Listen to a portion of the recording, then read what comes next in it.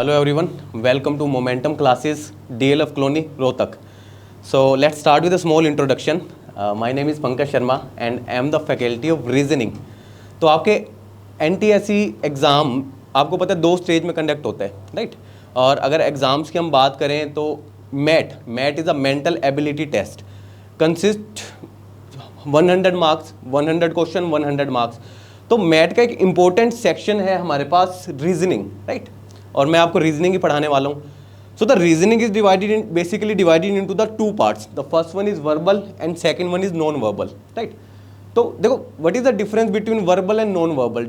अंतर क्या होता है? वर्बल रीजनिंग कौन सी होती है, नॉन वर्बल रीजनिंग कौन सी होती है? देखो वर्बल मतलब वर्बली, जो जुबानी, जिस रीजनिंग को हम बिना किसी मैथमेटिकल ऑपरेशन से सोल्व कर सकते हैं उसको बोलते हैं वर्बल रीजनिंग.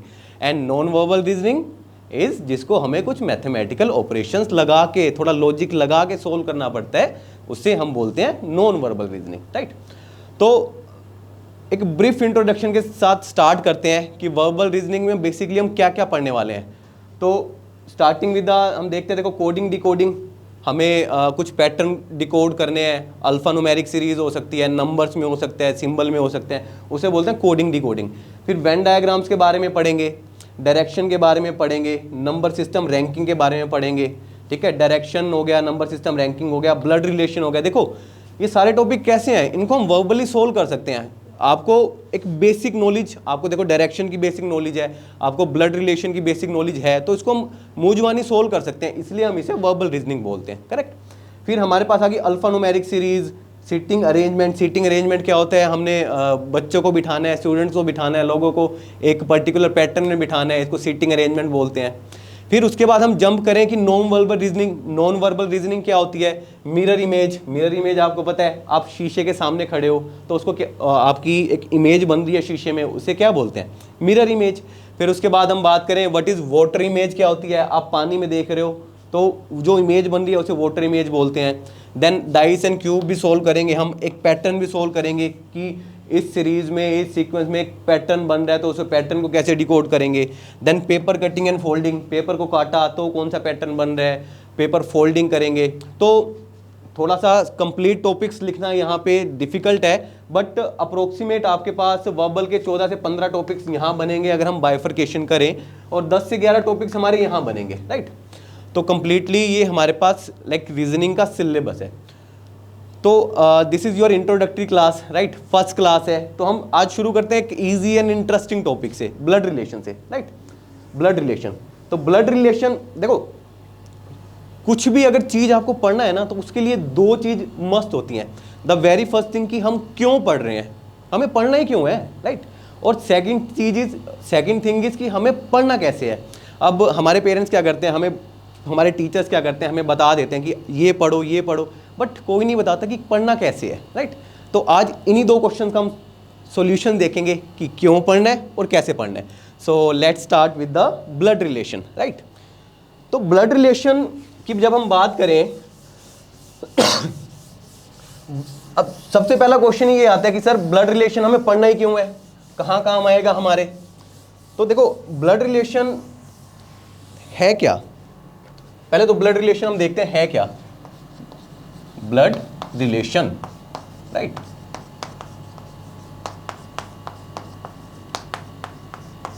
ब्लड रिलेशन, तो ब्लड रिलेशन क्या होता है? जो आपके लाइक पर्सन टू पर्सन खून का रिश्ता होता है, लाइक आपकी फैमिली, पर्सन टू पर्सन अगर हम बात करें तो father mother, right, sister brother grandfather, तो इनमें आपका क्या है? खून का रिश्ता होता है, नंबर 1, ठीक है? और नंबर 2 जो हमारे पंडित जी मंत्र वगैरह पढ़ के शादियाँ कराते हैं, राइट, वो रिश्ते जोड़ते हैं, तो वो भी ब्लड रिलेशन में काउंट होते हैं. तो अब क्या समझ आया? जो जेनेटिक है, हेरिडिटेरी है, वो भी ब्लड रिलेशन, और सेकंड शादी करने के बाद जो रिलेशन बनते हैं, लाइक एक हस्बैंड और वाइफ इकट्ठे आए, उनकी शादी हुई, फिर वहाँ से एक नई जनरेशन शुरू होती है, राइट, वो भी ब्लड रिलेशन के अंदर काउंट होता है. तो ब्लड रिलेशन में कौन सी 2 चीज़ काउंट होती है? हेरिडिटेरी, जेनेटिक, एंड सेकंड पंडित जी के मंत्र वाला रिलेशन, राइट? और फिर अब ब्लड रिलेशन देखो शुरू करने से पहले अब हमने ये सबसे पहला क्वेश्चन ये आता है कि सर ब्लड रिलेशन पढ़ना क्यों है. अब लेट्स सपोज, देखो आपको रिश्तों की नॉलेज होनी चाहिए, अपने फैमिली की नॉलेज होनी चाहिए कि किस तरीके का कौन सा रिलेशन बनता है, ठीक है? और अगर दूसरा केस कंसिडर करें तो कभी स्कूल या कॉलेजेस में आपको क्या करना पड़ सकता है, अपने फ्रेंड को मामा बनाना पड़ सकता है, चाचा बनाना पड़ सकता है। अगर आपको ब्लड रिलेशन की नॉलेज नहीं होगी तो आप कैसे उन्हें मामा बनाओगे, कैसे चाचा बनाओगे। तो ब्लड रिलेशन की नॉलेज होनी जरूरी है, इसलिए हमें ब्लड रिलेशन पढ़ना है कि आगे हमें अपने रिश्तों के बारे में पता लग सके। ठीक है, अब सेकंड थिंग आती है कि हमें पढ़ना कैसे है ब्लड रिलेशन। देखो ब्लड रिलेशन को बिल्कुल कोडिफाई करके, सिंप्लीफाई करके मैं आपके सामने लेके आया हूं। ब्लड रिलेशन में एक्चुअली 3 टाइप के क्वेश्चन बनते हैं, हम देखेंगे one by one. But before that हम थोड़ी सी प्री रिक्विजिट होती है ना, हर एक टॉपिक की अपनी एक डिमांड होती है कि आपको ये पता होना चाहिए, आपको बेसिक रिलेशंस पता होने चाहिए। तो सबसे पहले अगर मैं बात करूं कि जेंडर, देखो हमारे पास 2 तरह के जेंडर होते हैं, एक मेल और एक फीमेल। अगर मेल की हम बात करें जेंडर की बात करें, ठीक है, male and female, correct, female. तो यहां पे मैं लिख देता हूं जेंडर। सबसे पहली चीज यही है, सबसे इंपॉर्टेंट, कि जेंडर हमारे पास क्या होता है, या तो मेल या फीमेल। हम जेंडर अगर डिफाइन कर पा रहे हैं तो हमें पता लग रहा है कि वो मेल है या फीमेल है, मतलब वो चाचा है या चाची है ना, वो फादर है या मदर है, वो भाई है या बहन है। और सबसे इंपॉर्टेंट बात क्या है, देखो आपको इमोशंस में नहीं खेलना, आपको इमोशनली नहीं होना, ठीक है। अगर क्लियरली जेंडर डिफाइन नहीं है तो हमें अपनी तरफ से कोई जेंडर डिफाइन नहीं करना। लेट्स सपोज अगर मैं कहूं, क्वेश्चन में दिया हुआ कि राम, अगर राम के बारे में नहीं बताया गया कि वो मेल है या फीमेल है तो हमें कुछ भी नहीं मानना। हमें नहीं मानना अपनी तरफ से राम मेल है, हमें नहीं मानना कि शीला फीमेल है, नो, ठीक है। अगर क्लियरली मेंशन है तो Ram is male, otherwise male भी हो सकता है, फीमेल भी हो सकता है, ठीक है। वर्ड्स पे नहीं जाना और हमें इमोशंस में नहीं जाना, ठीक है। तो सबसे पहले हमें जेंडर डिफाइन करना बहुत जरूरी है। तो जेंडर डिफाइन कब होगा, या तो मेल होगा या फीमेल होगा। तो हम अपनी नोटेशन के लिए हम क्या रख सकते हैं, मेल को अगर हम यूज करेंगे, देखो आज के टाइम में क्या है, हमें कम से कम टाइम में ज़्यादा से ज़्यादा क्वेश्चन सोल्व करने हैं, यही तो है। तो उसके लिए हमें अपनी तरफ से कुछ नोटेशन भी देनी होगी। तो अगर मैं नोटेशन दे दूं, मेल को प्लस नोटेशन दे दूं, मेल को मैं नोटेशन दे दूं प्लस और फीमेल को नोटेशन दे दूं माइनस, ठीक है। आप उल्टा भी कर सकते हैं, आप फीमेल को भी माइनस दे सकते हैं, मेल को प्लस दे सकते हैं। कुछ यहाँ पे मैं पार्शियलिटी नहीं कर रहा कि सर मेल को ही प्लस क्यों दिया, फीमेल को ही माइनस क्यों दिया। आप अपने तरीके से कुछ भी नोटेशन दे सकते हैं, आप 0 स्टार भी दे सकते हैं, ठीक है। वो आपको क्लियर होना चाहिए कि हम किस चीज़ को क्या नोटेशन दे रहे हैं। पर आप बेसिक ये नोटेशन रखें कि मेल को हम प्लस नोटेशन दे रहे हैं और फीमेल को माइनस नोटेशन दे रहे हैं, करेक्ट। फिर दूसरी बात मैंने आपको बताई थी कि आपको इमोशनली नहीं होना, आपको जेंडर अपनी तरफ से डिफाइन नहीं करना, ठीक है। फिर हम जनरेशन की बात करते हैं। देखो 2 ही चीज ब्लड रिलेशन में इंपॉर्टेंट है, first is gender and second is generation. तो हम जनरेशन की बात करें तो second one is generation, GENERATION, ठीक है। तो अगर जनरेशन को मैं थोड़ा सा देखो क्लैरिफाई करके अगर मैं चलूं तो जनरेशन में हम जनरेशन की बात करें हम तो देखते हैं जनरेशन। देखो आप बच्चे हो, हम सब बच्चे ही हैं, तो हम अपनी जनरेशन से शुरू करते हैं। देखो यहाँ पे हो गए हम, ठीक है। Let's suppose my name is Pankaj, तो मैं यहाँ लिख देता हूँ P, ये मेरी जनरेशन की बात कर रहे हैं। P is Pankaj, Pankaj is male, so मैंने पंकज के आगे लगा दिया प्लस साइन, ठीक है। आपको इसी फॉर्म में अपने जनरेशन लिखना है। देखो ये मेरी जनरेशन होगी, ठीक है, इसको हम बोलते हैं, चलो अपनी जनरेशन को मान लेते हैं न्यूट्रल जनरेशन, ठीक है। इसको न्यूट्रल को हम नाम दे देते हैं 0 से, ठीक है। फिर जो हमसे ऊपर वाली जनरेशन कौन सी होती है, हमारे पापा मम्मी, मामा मामी, चाचा चाची, अंकल आंटी। तो इस जनरेशन को हम बोलेंगे ऊपर वाली जनरेशन। ऊपर वाली जनरेशन कौन सी होती है, बताया आपको, मामा मामी चाचा चाची, है ना। तो उस जनरेशन को हम नाम दे देते हैं लेट्स सपोज +1, ठीक है। +1 मतलब हमसे ऊपर वाली जनरेशन। फिर उनसे भी ऊपर वाली जनरेशन आ जाती है।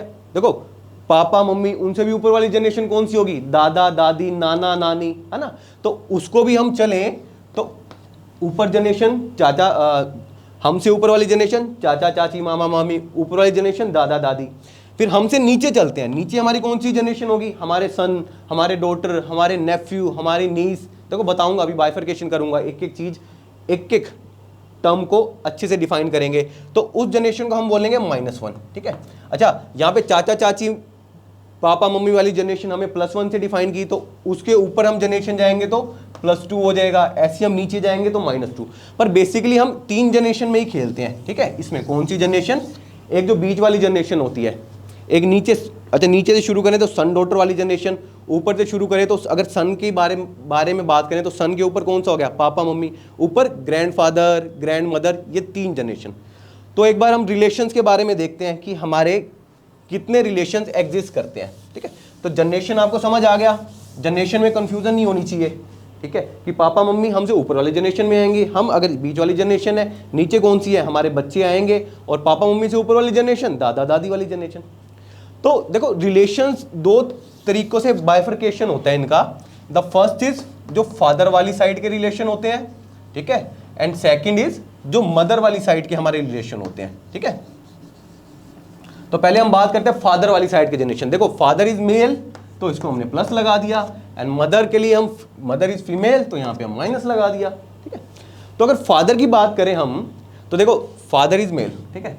अब फादर के भाई मतलब हमारे चाचा जी, चाचा लगे तो उनको बोलेंगे हम अंकल, UNCLE, अंकल। अंकल भी अगेन मेल, ठीक है। अंकल की वाइफ आंट होगी हमारी, आंटी, ठीक है। अंकल की वाइफ हमारी क्या होगी, आंटी होगी, ठीक है। पापा की वाइफ मम्मी होगी। फिर पापा के भाई हो सकते हैं, पापा के भाई क्या कहलाएंगे, अंकल कहलाएंगे। अंकल की वाइफ क्या कहलाएंगी, आंट कहलाएगी, ठीक है। फिर हम अब फादर की सिस्टर भी हो सकती है, तो मतलब हमारी बुआ, बुआ को हम क्या बोलेंगे, अगेन आंटी बोलेंगे बुआ को, ठीक है। बुआ को हम क्या बोलेंगे, आंट, बुआ को भी हम बोलेंगे आंटी, ठीक है। अब आप कहोगे सर डिफरेंस क्या हुआ, अंकल की आंट, बुआ भी आंट है, तो हम देखेंगे क्या डिफरेंस है, ठीक है। फिर फूफा जी, फूफा जी को क्या बोलेंगे, अगेन अंकल ही बोलेंगे, है ना। अब हम थोड़ा सा फिर हम बात करें पापा वाली साइड से क्या आ सकते हैं, ग्रैंडफादर और ग्रैंड मदर, दादा दादी, है ना। तो ये हमारे पास हो गया ग्रैंडफादर, ग्रैंडफादर मतलब दादाजी, और फिर ग्रैंड मदर, राइट। ग्रैंडफादर और ग्रैंड मदर, दादा या दादी। दादा अगेन मेल एंड दादी इज फीमेल। अब हम बात करें मदर साइड की, देखो मदर की क्या हो सकती है, देखो फादर के फादर ग्रैंडफादर, फादर की मदर ग्रैंड मदर, है ना। भाई की बात कर ली, फादर के भाई, फादर की मदर की बात कर ली। अब मदर साइड के रिलेशन की बात करें, देखो मदर का भाई मामा जी, मामा जी को अगेन हम क्या बोलेंगे, अंकल बोलेंगे, ठीक है। तो अंकल हम किसको बोल रहे हैं, मामा जी को अंकल बोल रहे हैं, ठीक है। मामा जी को अंकल बोल रहे हैं। अंकल की वाइफ मतलब मामी क्या लगी, अगेन आंट, ठीक है। अब हमारी मौसी, मौसी को क्या बोलेंगे, अगेन आंट। मौसा जी को क्या बोलेंगे, अगेन अंकल, है ना। फिर मदर की मदर क्या कहलाएंगी हमें, मदर की मदर ग्रैंड मदर, मदर के फादर ग्रैंड फादर। अब आप कहोगे सर फादर साइड में भी रिलेशन वही uncle aunt grandfather grandmother, mother side में भी वही relation uncle aunt grandfather grandmother, फिर डिफरेंस क्या हुआ, डिफरेंस क्या हुआ इनमें। देखो जो भी फादर साइड के रिलेशन होते हैं उन्हें हम बोलते हैं पैटर्नल, क्या बोलते हैं, पैटर्नल, पैटर्नल रिलेशन कहलाते हैं। लाइक अगर मैं अंकल की बात करूं तो वो कैसे अंकल होंगे, पैटर्नल अंकल, कैसे, पैटर्नल, PATERNAL, पैटर्नल अंकल। और जो मदर साइड के रिलेशंस होंगे वो क्या कहलाएंगे, मैटरनल, MATERNAL, मैटरनल, करेक्ट, ठीक है। हमने क्या किया, अपने फादर वाली जनरेशन डिस्कस कर ली, फादर से ऊपर वाली जनरेशन डिस्कस कर ली। तो हम क्या कहते हैं, देखो चाचा इज पैटर्नल अंकल, चाची इज पैटर्नल आंट। ऐसी अगर बुआ और फूफा जी की बात करें तो पैटर्नल अंकल पैटर्नल आंट, है ना। फिर हम मामा मामी की बात करें, मैटर्नल अंकल मैटर्नल आंट। फिर मौसी मौसा जी की बात करें, again maternal uncle maternal aunt. फिर दादा दादी की बात करें, ग्रैंडफादर ग्रैंड मदर तो है लेकिन paternal grandfather and maternal grand mother. फिर हम बात करें नाना नानी की, वो कैसे ग्रैंडफादर ग्रैंड मदर है, maternal grandfather and maternal grand mother, correct. अब हम बात करते हैं नीचे वाली जनरेशन। देखो चाचा के बच्चे हमारे क्या कजन होंगे ऑब्वियसली, है ना। चाचा के बच्चे हमारे कजन होंगे, हमारे चाचा के बच्चे। ऐसे ही मामा के बच्चे भी कजन होंगे, बुआ के बच्चे भी हमारे कजन होंगे, और मौसी के बच्चे भी कजन होंगे। अब थोड़ा सा इसी को हम एक स्ट्रक्चर वे में डिफाइन करते हैं कि कंफ्यूजन ना रहे, ठीक है। हम बेसिकली 3 जनरेशन हम पढ़ते हैं। सबसे नीचे वाली जनरेशन में जो बच्चों वाली जनरेशन है, फिर बीच वाली जनरेशन में फादर मदर वाली जनरेशन है, फिर ऊपर दादा दादी वाली जनरेशन है, राइट। तो हम यहाँ से लेके चलते हैं, हमारे दादा दादी ऊपर लेते हैं, ठीक है। मान लो अगेन हम दादा दादी ले सकते हैं। अभी यहाँ पे ले लिया ग्रैंडफादर, अच्छा मैं कहता हूँ पैटर्नल ग्रैंडफादर, ठीक है, पैटर्नल ग्रैंडफादर, PGF मतलब पैटर्नल ग्रैंडफादर, कुछ नाम हो सकता है उनका। अब आपको पता है पैटर्नल ग्रैंडफादर मतलब दादा, तो लो दादा के प्लस साइन लगा दिया, ठीक है। अब जो डायरेक्ट रिलेशन होगा ना, हम उसे एक लाइन से डिनोट करेंगे, देखो। और जो हस्बैंड और वाइफ होंगे, हम उनको आपस में ब्रैकेट से यूज कर लेंगे। देखो अगर पैटर्नल ग्रैंडफादर है तो इनकी वाइफ क्या होगी, हमारी दादी, मतलब पैटर्नल ग्रैंड मदर, ठीक है। और हमने क्या किया, यहाँ पे ब्रैकेट लगा दिया और यहाँ पे माइनस साइन लगा दिया, क्योंकि ये फीमेल है। देखो हमने क्या किया, रिलेशन कैसे डिफाइन किया, हस्बैंड और वाइफ का, हमने एक पे ब्रैकेट लगा दिया। हम समझ जाएंगे कि अच्छा ये मेल है, ये फीमेल है, मतलब ये दादाजी है, दादी है, और इनके बीच में कैसा रिलेशन है, हस्बैंड वाइफ के लिए हमने क्या यूज कर लिया, एक पे ब्रैकेट लगा दिया, ठीक है। अब जिसके जो बच्चे हैं उसके नीचे लिखते जाओ। देखो अब इन दोनों के बच्चे हमारे क्या होंगे, 3 केस हो सकते हैं। क्या क्या हो सकता है, या तो हमारे फादर हो सकते हैं, है ना, ऑब्वियसली, या हमारे चाचा हो सकते हैं, मतलब पैटर्नल अंकल हो सकते हैं, है ना, या हमारी क्या हो सकती है, बुआ हो सकती है, मतलब पैटर्नल आंट हो सकती है, करेक्ट। क्या क्या जनरेशन लिखा, देखो PGF मतलब paternal grandfather, paternal grand mother.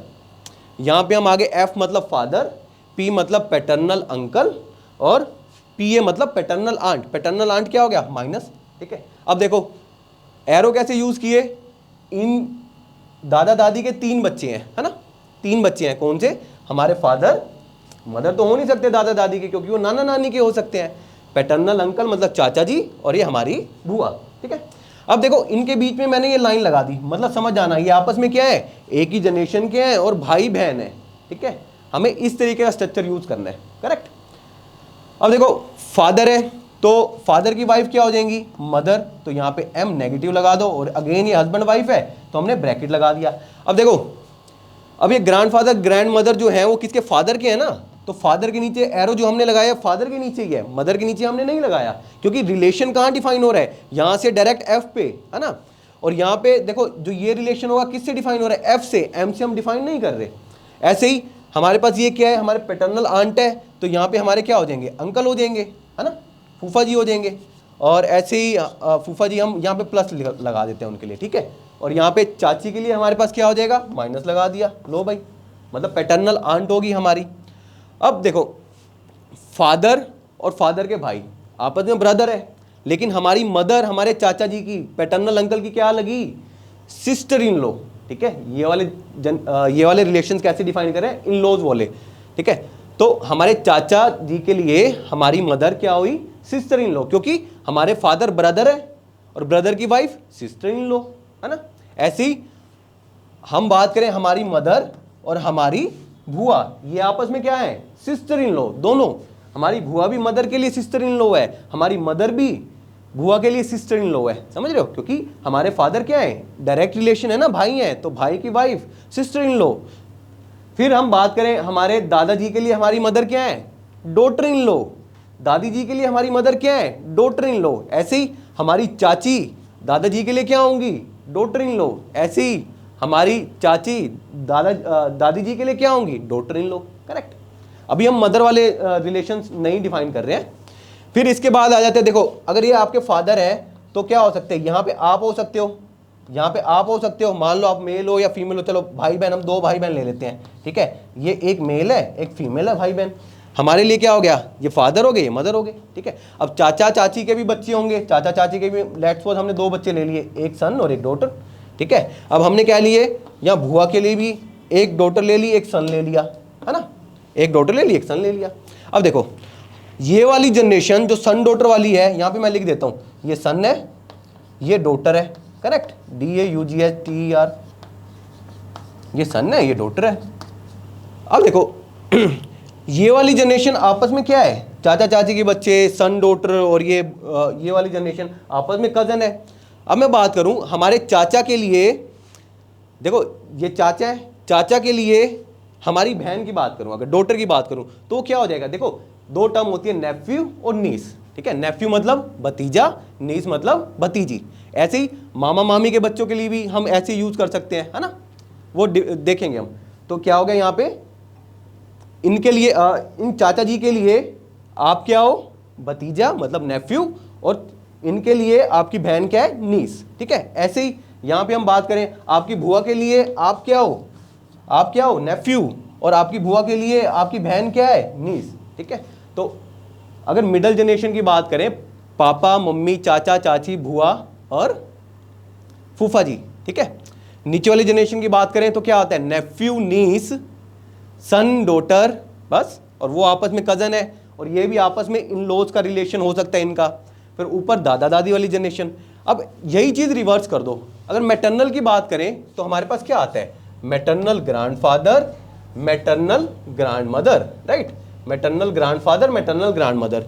फिर यहीं से देखो, अब ये एरो कहाँ आ जाएगा, मैटरनल की बात है ना, तो ये एरो कहाँ पे आ जाएगा, एम पे, एफ से हटके ये एरो किस पे आ जाएगा। देखो एरो रिलेशन डिफाइन करते हैं कि किन दो चीजों के बीच में रिलेशन है। मैं कहूं ए और बी आपस में भाई हैं, तो क्या है, ए और बी दोनों भाई हैं आपस में, तो क्या हो जाएगा, भाई हैं तो प्लस प्लस हो जाएगा, और ए और बी के बीच में रिलेशन है ना, तो एरो किसके बीच में लग रहा है, ए और बी के बीच में, राइट। आप लाइन बना सकते हैं, आप एरो बना सकते हैं, कंफ्यूज मत होना, ठीक है। और तो अब हमारे पास ये एरो कहाँ आ जाएगा, क्योंकि मैटरनल की बात करें तो मदर की बात कर रहे हैं, ठीक है। मदर के हस्बैंड फादर हो गए। अब मदर का भाई मामा जी, अगर हम मदर से रिलेशन डिफाइन करें तो ये एरो हम एम और यहाँ पे लिख देते हैं मैटरनल अंकल, ठीक है। ये मामा मामी की बात कर रहे हैं हम, मैटरनल अंकल। यहाँ पे हम बात करते हैं, अब मौसा मौसी की बात कर देते हैं, ठीक है। तो अब ये फादर पे डिफाइन ना होके यहाँ मैटरनल अंकल, जो मैटरनल अंकल तो हो गया ना, मैटरनल आंट है वो, और ये मैटरनल अंकल है, सॉरी ये देख लेना, मैटरनल अंकल है ना, हाँ अंकल है, और मैटरनल आंट होगी, ठीक है। अब ये मदर टू ऐसे रिलेशन डिफाइन, अगर मैं फादर हटा दूं यहाँ पे 2 मिनट के लिए, तो मदर और इसमें डायरेक्ट रिलेशन हो जाएगा, करेक्ट। अगेन इनके बच्चे आप, आपकी सिस्टर, मामा मामी के बच्चे आपके लिए कजन, ठीक है। लेट्स सपोज हम मान लेते हैं ये प्लस ये माइनस, एक सन एक डॉटर, यहाँ पे भी एक सन एक डॉटर, यहाँ पे भी एक सन एक डॉटर, ठीक है। तो यहाँ पे क्या हुआ, मामा मामी के बच्चे क्या हो गए, आपके कजन हो गए, और आपकी मदर के लिए मामा मामी के बच्चे क्या है, नेफ्यू और नीस, है ना। और पैटर्नल मैटरनल आपको पता ही है, आप क्लैरिफाई कर जाओगे। तो अगर मैं इस सारे कंक्लूजन को एक जिस्ट बना दें, एक समरी बना दें, क्वाइट समरी, तो हम क्या कहते हैं, सबसे ऊपर वाली जनरेशन हम बात करें तो मैटरनल देखो METRNAL मैटरनल, एम से मैटरनल, एम से मदर, पी से पैटर्नल, पी से फादर की बात करते हैं, पैटर्नल, PATERNAL पैटर्नल। तो अगर मैटरनल की बात करें तो क्या हो सकता है, ग्रैंडफादर एंड ग्रैंडमदर। तो यहाँ पे हम बात करते हैं ये ग्रैंडफादर, और यहाँ पे हम बात कर रहे हैं ग्रैंड मदर, राइट, ग्रैंडफादर और ग्रैंड मदर, मतलब दादा दादी नाना नानी, ठीक है। मैटरनल वाले जो है तो मैटरनल ग्रैंडफादर, मैटरनल ग्रैंडमदर, नाना नानी, और दादा वाली बात कर रहे हैं तो पैटर्नल ग्रैंडफादर, पैटर्नल ग्रैंडमदर, ये सबसे ऊपर वाली जनरेशन। और उसके लिए हमें क्या डिफाइन करना है, +1 क्यों, देखो जो पापा मम्मी वाली जनरेशन है उसको न्यूट्रल रखो, 0 वाली जनरेशन रखो, ठीक है। ऊपर जा रहे हैं तो +1, नीचे जा रहे हैं तो -1, ठीक है। तो दादा दादी वाली जनरेशन, नाना नानी वाली जनरेशन हमने +1 रखा, करेक्ट। फिर हम बात कर रहे हैं फादर मदर, देखो अब बीच वाली जनरेशन जिसके लिए हम 0 डिफाइन कर रहे हैं, क्योंकि देखो ये +1 0 1 क्यों लिख रहे हैं हम, 0 -1 +1, क्योंकि आगे क्या होंगे कोडिंग वाले ब्लड रिलेशन, आपको कोड की फॉर्म में ब्लड रिलेशन देंगे, तो आपको बस +1 -1 का यूज करते हुए फटाफट उसको 10 सेकंड के अंदर सोल्व करना है, राइट। तो अगर हम न्यूट्रल जनरेशन की बात करें तो क्या हो सकता है, हमारे पास फादर हो गया, मदर हो गया, है ना, MOTH इधर फादर मदर, ठीक है। फिर हम मदर वाली साइड बात करें तो अंकल आंट हो गए, अंकल हो गया, आंट हो गया, राइट। फिर फादर वाली बात करें यहाँ पे भी ऐसी अंकल आंट हो गया, अंकल आंट हो गया। फिर brother in law sister in लो हो सकता है ना, दोनों में brother in law sister in law, in laws, वो हम क्लैरिफाई करेंगे कौन ब्रदर इन लो है कौन सिस्टर इन लो है, SIST या sister in low, correct, brother in low and sister in low. Again यहाँ पे भी मदर वाली जनरेशन में भी brother in law and sister in law, correct. फिर नीचे अगर थर्ड जनरेशन की बात करें, जो सबसे वाली नीचे वाली जनरेशन है, उसके लिए हम यूज करेंगे -1, करेक्ट। -1 कैसे यूज कर रहे हैं हम? -1 देखो, -1 के लिए क्या होता है हमारे कजन जितने आते हैं, हमारे कजन्स, ठीक है, हमारे सन, डॉटर, DAUGHTER डॉटर, फिर हम कहें नेफ्यू, और फिर हम बात करें नीस, ठीक है, भतीजा भतीजी, भांजा भांजी। देखो भतीजा भतीजी किस में होता है? अगर हम फादर की बात करें तो चाचा चाची के बच्चे जो क्या है हमारे फादर के लिए भतीजा भतीजी हैं, है ना, करेक्ट। और भांजा भांजी क्या होते हैं? जो मामा के बच्चे हैं, वो आपकी मदर के लिए क्या हो गए? वो भी भतीजा, लाइक, हाँ, तो आपके मामा के लिए जो आपके फादर के बच्चे, आपकी मदर के बच्चे हैं, वो क्या है? भांजा भांजी। इतना तो आपको पता है। हम क्वेश्चंस, देखो ये थोड़ा सा ब्रीफ इंट्रोडक्शन था कि रिलेशंस कौन कौन से डिफाइन होते हैं हमारे पास। अब हम क्वेश्चन के थ्रू टैकल करेंगे, ठीक है। तो बेसिकली ब्लड रिलेशन में हमारे पास 3 तरह के क्वेश्चन बनते हैं, ठीक है। नाउ अब हमारे पास एक्चुअल टॉपिक शुरू हो रहा है। तो ब्लड रिलेशन में कहूं 3 तरह के क्वेश्चन बनते हैं। फर्स्ट वन, जिसको मैं बोलता हूं पजल फॉर्म, ठीक है। पजल फॉर्म या रिडल फॉर्म, मतलब आपको 4, 5, 6, 7 या 2, 3 स्टेटमेंट, कुछ भी स्टेटमेंट में एक पैराग्राफ दे दिया जाएगा, स्टेटमेंट्स दे दी जाएंगी, आपको उसको क्रैक करना है, उसको बोलते हैं पजल फॉर्म, ठीक है। फिर नंबर 2 आपके पास आता है इंडिकेटिंग फॉर्म। क्या आता है? Indicating form. देखो इंडिकेटिंग फॉर्म क्या होता है? Indicating form, puzzle form, then second is indicating form. Indicating form क्या होता है? आपके पास होता है ना, pointing toward a photo, pointing toward a man, pointing toward a woman, pointing form, उसे बोलते हैं इंडिकेटिंग फॉर्म, ठीक है। पॉइंटिंग फॉर्म मतलब उंगली कर रहे हो आप किसी की तरफ, और मत करना। और जब भी हम पॉइंट करते हैं तो देखो इस उंगली का यूज करते हैं, बड़ी डेंजरस उंगली होती है ये। आप क्यों नहीं, थंब क्यों नहीं यूज करते? देख लूंगा तुम्हें। हम क्या करते हैं? देख लूंगा तुझे, ठीक है। तो उसे बोलते हैं पॉइंटिंग फॉर्म। जब भी हम उंगली करते हैं तो उसको बोलते हैं पॉइंटिंग फॉर्म। और आपने देखा हो, गोलमाल मूवी देखी होगी, अजय देवगन के सामने हम कभी भी पॉइंट नहीं कर सकते, है ना। ओके, सो जोक्स अपार्ट, एक फॉर्म होती है हमारी puzzle form and second form is indicating form.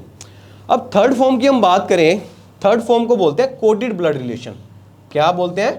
Coded blood relation, coded blood relation या कोडेड, हाँ करेक्ट, कोडेड ब्लड रिलेशन, ठीक है, कोडेड ब्लड रिलेशन। अब एक एक क्वेश्चन उठाते हैं, एक एक फॉर्म उठाते हैं, एक एक टाइप उठाते हैं और उसको हम टैकल करते हैं। देखो जो क्लैरिटी आएगी ना चैप्टर की, वो अब आएगी, ठीक है। अगर आपको अभी भी स्टिल आपके रिलेशंस के बारे में नहीं नॉलेज है तो हम देखते हैं स्ट्रक्चर कैसे बनाना है, टैकल कैसे करने हैं क्वेश्चंस। तो let's start with the first question.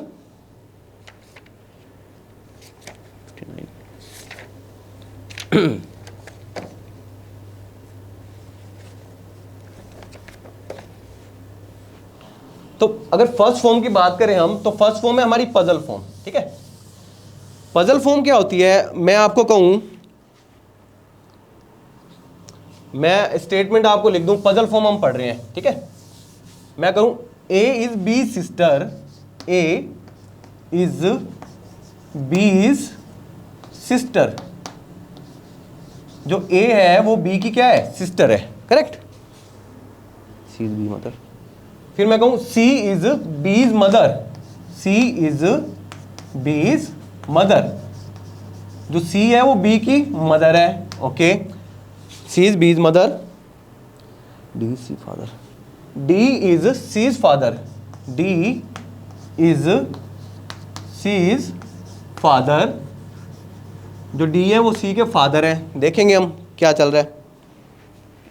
Is D mother and next is E is D's mother.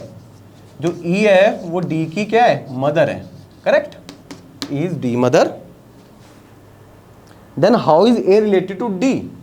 Then how is A related to D. तो क्या बात चल रही है, आपको देखो एक स्टेटमेंट दे दी, 3-4 स्टेटमेंट दे दी, और हम ऑप्शन से भी टैकल, ऑप्शन भी देख लेते हैं। Grandmother, grandfather, daughter, granddaughter. The option है आपके पास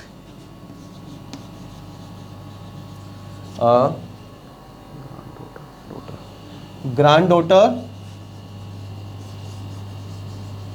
granddaughter, second is grandfather,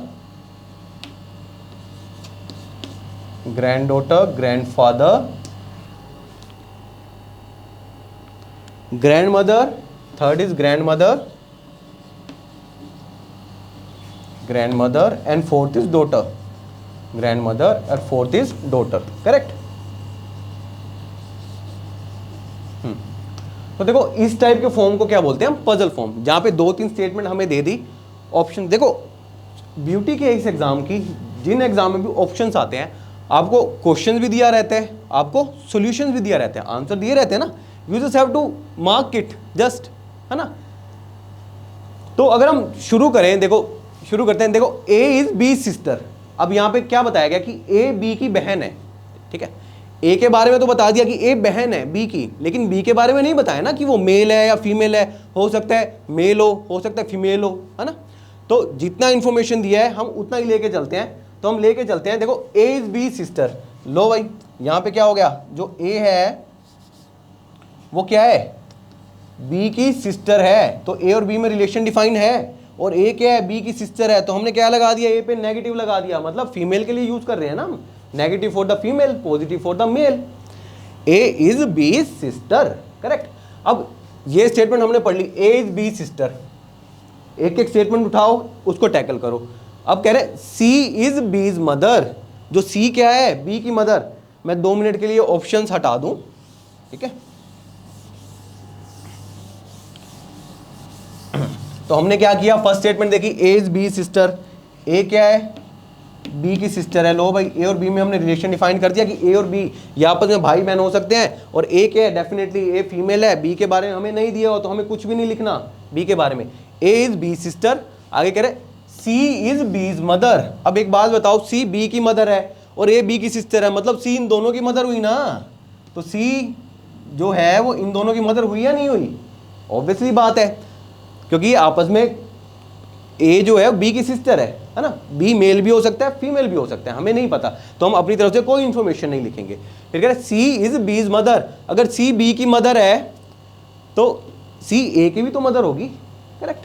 अगर डी इज सीज फादर, देखो सी के भी फादर कौन है, डी। तो इससे और ऊपर जनरेशन आएगी नहीं आएगी। हमने यहाँ पे बताया था कि मदर वाली जनरेशन हम, फादर मदर वाली जनरेशन ऊपर, नीचे बच्चों वाली जनरेशन, फिर फादर मदर वाली generation, right.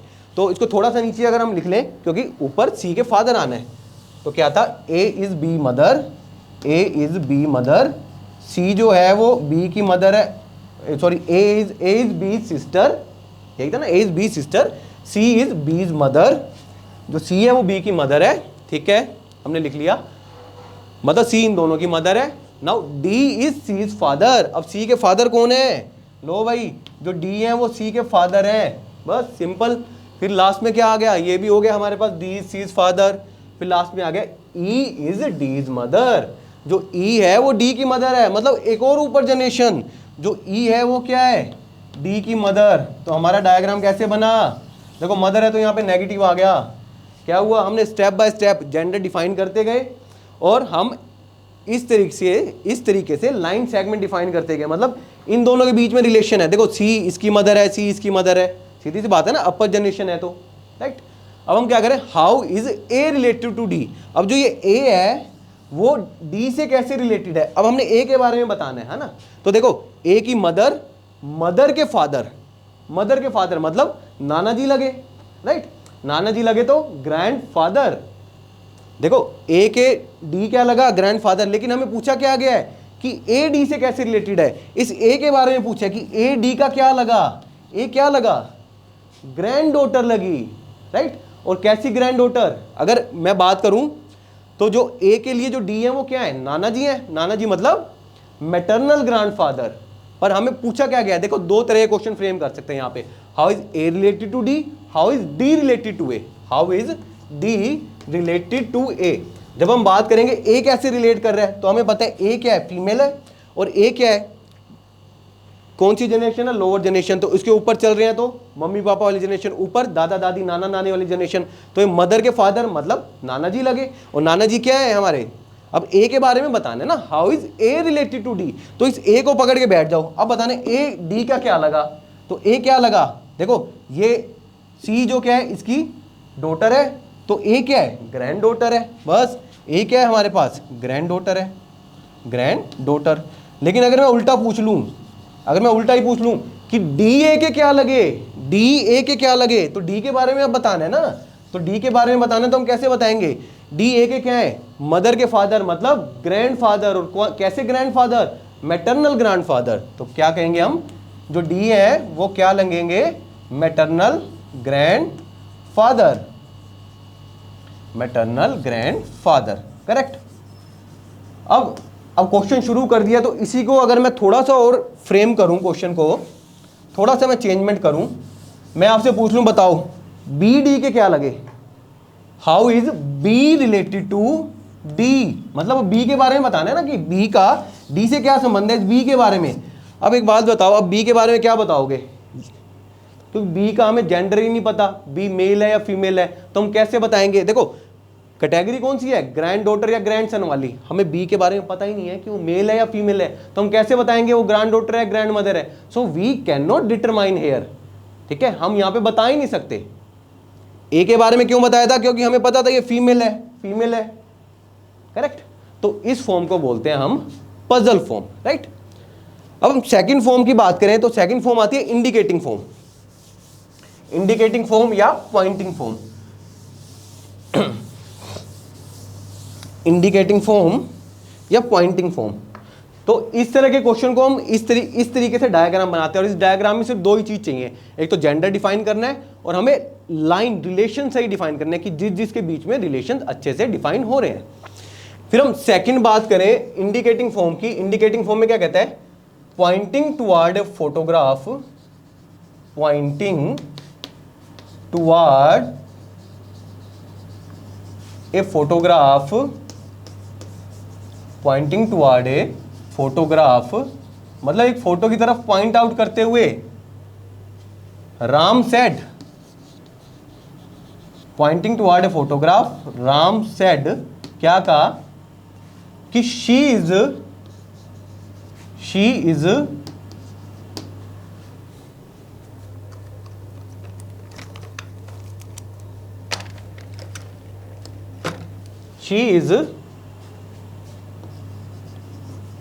only mother of, she is only mother of, sorry, she is only daughter, only mother क्या होता है she is only daughter of, she is only daughter of my father, ठीक है। क्या क्या, pointing toward a photograph, Ram said she is the only daughter of my father, right. तो देखो indicating form है कि पॉइंट कर रहा है फोटोग्राफ की तरफ, कौन बता रहा है, राम कह रहा है, राम कह रहा है she is the only daughter of, मतलब फोटोग्राफ में कोई लेडी होगी डेफिनेटली, कोई फीमेल होगी। तो इस पॉइंटिंग फॉर्म को हम कैसे टैकल करते हैं, देखो पॉइंटिंग फॉर्म में सबसे इंपॉर्टेंट होता है ये ऑफ वर्ड, ठीक है। ऑफ वर्ड से पहले जो इंफॉर्मेशन दी गई है कि she is the only daughter, right, वो एक रिलेशन हो गया, और ऑफ वर्ड के बाद क्या दिया हुआ है, माई फादर, ये भी अपने आप में एक पूरा रिलेशन है, ठीक है। बस दो ही रिलेशन है, इसको टैकल करना है, तीसरा बंदा कौन है, राम है, ठीक है।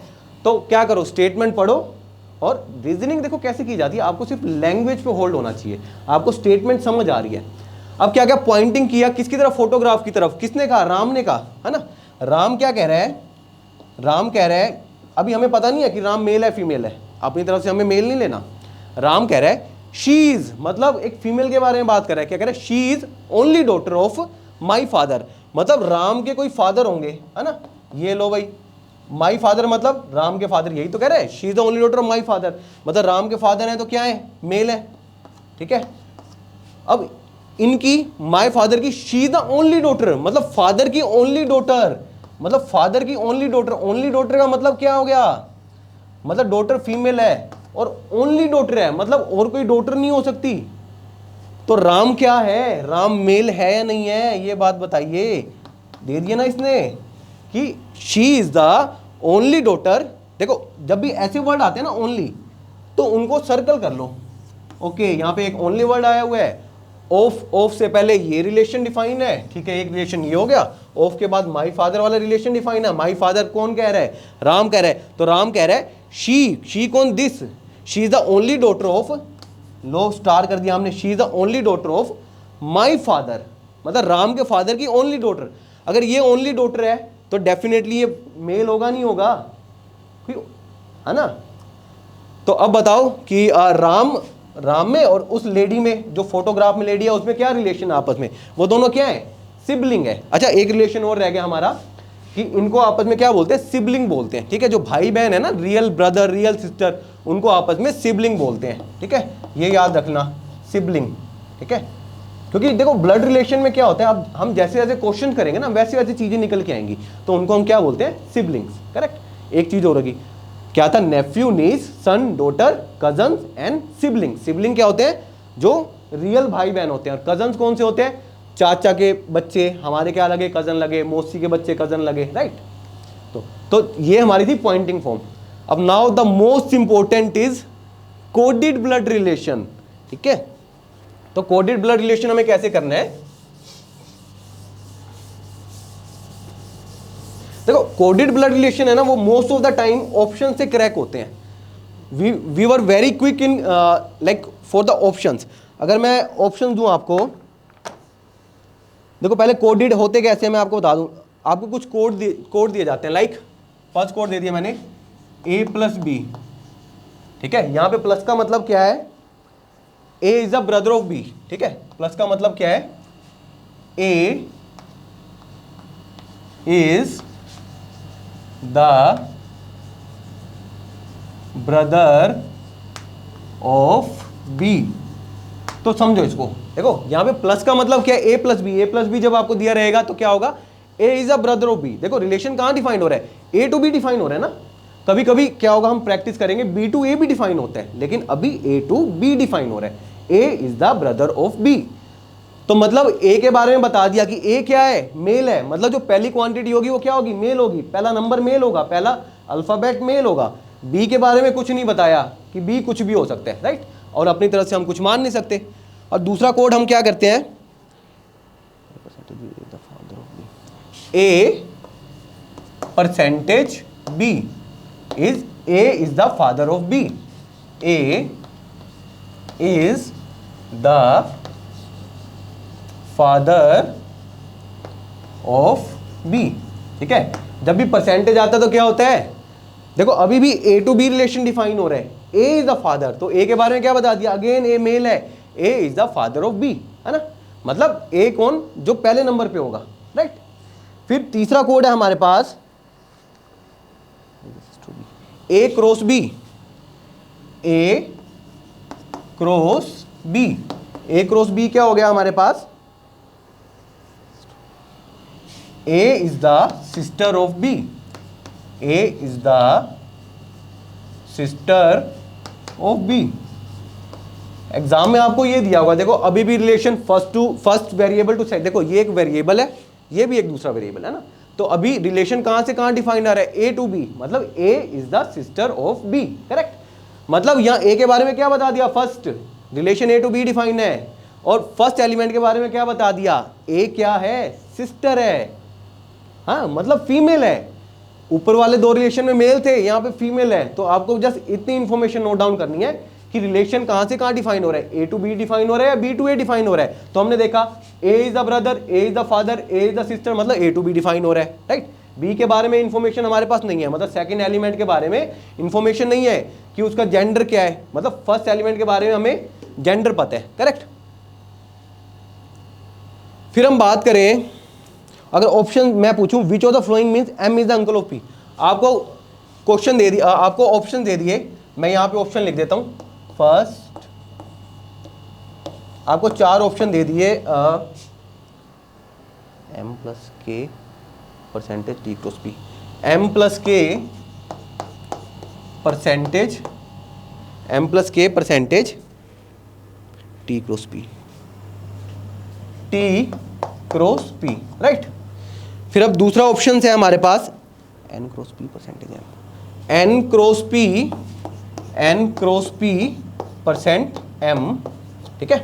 And third option is m plus s percent, m plus s percent, एक second, m plus s percent r percent p, r percent p, देखो तीन ही ऑप्शन ले लो, r परसेंट p। देखो हमारा आजकल क्या है, देखो रीजनिंग और क्या है, इतना एवोल्यूशन हो चुका है, इतना डायनेमिज्म आ चुका है। पहले टाइम पे पहले हमारे पास क्या होता था, आज से 5-7 साल पहले हम क्या करते थे, एक एक ऑप्शन उठाते थे, उसका डायग्राम बनाते थे, जैसे हमने लास्ट के 2 केसेस में डायग्राम बनाया, फिर सोल्व करते थे। नहीं, अब हम डायरेक्ट सोल्व करेंगे, ऑप्शन देखेंगे, फटाफट 10 सेकंड में मारेंगे, ठीक है। रीजनिंग के क्वेश्चन हम मैक्सिमम, एक क्वेश्चन को मैक्सिमम 30 सेकंड 40 सेकंड, इससे ज़्यादा हमें करना ही नहीं है। अगर इससे ज़्यादा टाइम लग रहा है दैट मीन्स हमें अभी मेहनत करने की ज़रूरत है। अब देखो क्या क्वेश्चन क्या पूछा है, मैं क्वेश्चन की बात करूं तो पूछ रहा है कि इन तीनों ऑप्शन में से विच ऑफ द फ्लोइंग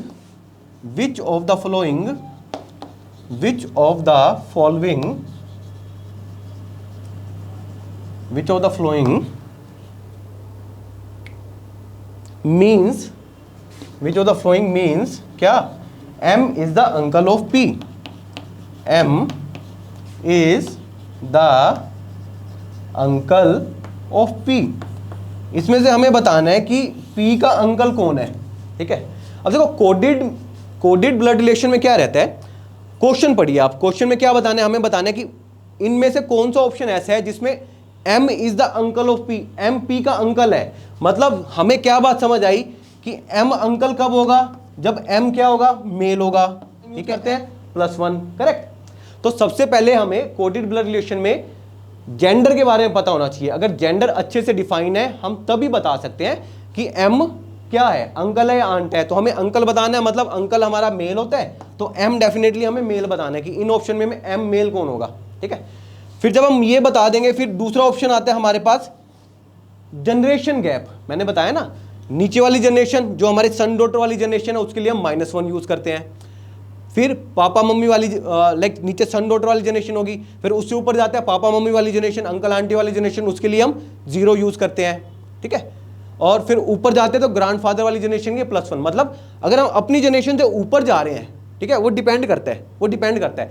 अगर हम अभी बच्चों में खेल रहे हैं, ठीक है, बच्चों में आपस में रिलेशन बताना है, बच्चे आपस में रिलेशन बताएंगे तो क्या होगा, उनमें कोई जनरेशन गैप होगा नहीं। जनरेशन गैप मतलब जैसे पापा मम्मी में कोई जनरेशन गैप है, नहीं, जनरेशन गैप किस में होता है, पापा में और दादा में। कितनी जनरेशन का गैप है, 1। अगर दादा की बात करें, दादा ऊपर वाली जनरेशन में होते हैं तो +1 गैप। अब दादा की बात करें और उनके बच्चों की बात करें, मतलब पापा मम्मी और उससे भी नीचे बात करें, तो दादा के लिए पोता पोती जो होते हैं उनमें कितना गैप होता है जनरेशन का, तो 2 का गैप होता है, समझ रहे हैं। तो हम ऐसे ही करते हैं। तो सबसे पहले जेंडर डिफाइन किया, जेंडर डेफिनेशन, फिर उसके बाद आते हैं जेंडर गैप। जेंडर गैप देखो यहाँ पे अगर पापा मम्मी के बीच में पापा और अंकल के बीच में बात करें, उनमें कोई जनरेशन गैप नहीं होता। फिर पापा चाचा या चाचा के लिए दादा की बात करें, उनमें 1 लाइक जनरेशन गैप होता है। ऊपर वाली जनरेशन जाएंगे तो हम +1 लिखेंगे, इनके बीच में कोई जनरेशन गैप नहीं है। फिर नीचे वाली जनरेशन में आएंगे तो इनका और इनका, देखो कंपेयर किसका कर रहे हैं हम, इस जनरेशन का और इस जनरेशन के साथ कंपेयर कर रहे हैं, इस जनरेशन का इस जनरेशन के साथ कंपेयर कर रहे हैं, तो -1 गैप। अगर यहीं पे हम आपस में जनरेशन का गैप देखेंगे तो उनमें कोई गैप नहीं होता। फिर इस वाली रो में अगर हम गैप देखेंगे तो उनमें कोई गैप नहीं होता। फिर ऐसे ही दादा दादी के बीच में भी कोई जनरेशन गैप मतलब ऊपर जनरेशन नीचे जनरेशन, बस ऊपर जा रहे हो प्लस करते जाओ, +1 +2, नीचे जा रहे हो तो -1 -2, ठीक है। तो अब हम करें, देखो हमें बताना है कि m क्या है, m अंकल कब होगा, मतलब m जब मेल होगा। फिर देखो अंकल क्या होता है, p के लिए बताना है ना कि m is the uncle of p। मतलब अगर p को हम पकड़ के चलें तो p के ऊपर वाली जनरेशन में अंकल होता है, मतलब यहाँ पे जनरेशन गैप कितना होगा, जी मैं लिख दूं, जनरेशन गैप कितना होगा, +1 का। मतलब हमें क्या पता लगा, एक तो हमें देखना है कि m प्लस होना चाहिए, और जनरेशन गैप की बात करें जब हम करेंगे तो m में और p में क्या होगा, +1 गैप होगा, राइट। क्योंकि m इज द अंकल मतलब p के लिए तो अंकल है ना, p के ऊपर वाली जनरेशन है। अब पहले ऑप्शन देखो आप, देखो हम ऑप्शन की बात करें, पहला ऑप्शन उठाया, पहला ऑप्शन क्या है, m प्लस के। देखो कंपेयर करो इससे a प्लस बी से, यहां पे क्या है, a plus B is the brother of b, तो ऐसे ही m प्लस के क्या हो जाएगा, m is the brother of k, मतलब यहाँ m का जेंडर डिफाइन हो गया, m is the brother of k, मतलब m मेल है ना। अब थर्ड ऑप्शन की बात करें, m plus n, again m is the brother of s, मतलब यहां पे भी m मेल है, ठीक है। अब हम सेकंड ऑप्शन की बात करें, देखो सेकंड ऑप्शन में क्या है, हम उल्टा तो नहीं चल सकते ना, m स्टार p, क्योंकि हमें दिया ही नहीं हुआ ना m स्टार p, सीधा क्या होता है p स्टार m दिया हो ना, देखो p hash m, sorry star नहीं है, हैश है, p स्टार हैश में क्या होगा, p के बारे में जेंडर डिफाइन होगा, तो m के बारे में तो जेंडर डिफाइन नहीं है ना।